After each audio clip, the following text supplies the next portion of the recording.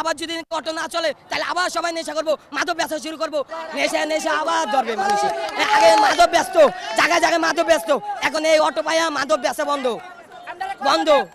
এখন আবার যদি বন্ধ করে দেয় অটো, তাহলে কেউ মাদক বেচবে, কেউ চুরি করবে, কেউ ডাকাতি করবে, কেউ পকেট মারবে, কেউ বাসের জানলা দেওয়া মোবাইল ছিনতাইগিরি করবে, এইসবই হবে আগের মতন। আগে নেশা রাস্তাঘাটে চুরি হইতো, ডাকাতি হইতো, মানুষের ওটা ছিনতাইগিরি হইতো, এখন আছে ওগুলা একটা টোকাইও নাই এখন রাস্তায়। এখন কোনো বাংলাদেশে বেকার নাই কাজ পায়া, সরকার এটা নির্দেশ দিছে দেখে তো আমরা সবাই কর্ম করে খাইতে পারছি। তোর কাজের সন্ধান আমরা কিছু গ্যারেজ মালিকরা আমাদের নিয়ে অটো ধরে দিছে, তোমরা কামাই করে খাও, তোমরা বউ বাচ্চা নিয়ে শান্তি মতন খাও, তোমরা এসব করো না।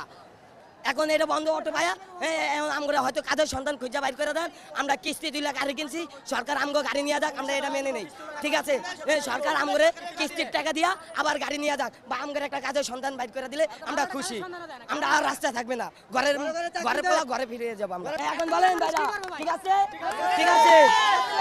আমরা এটা লাগে ভাই, এই 4 দিন ভাই আমরা অনেক কষ্টে চলতেছি ভাই। অনেকের বউ বাচ্চা চলে গেছে ভাই। আমার বউ বাচ্চা আজকে বাপের বাড়ি চলে যাওয়া লেগে পাগল হয়ে গেছে। এখন আমার বাবার টাকা আমি যে ওর বাপের বাড়ি যে পাঠিয়ে দেবো, কিভাবে পাঠিয়ে দেবো?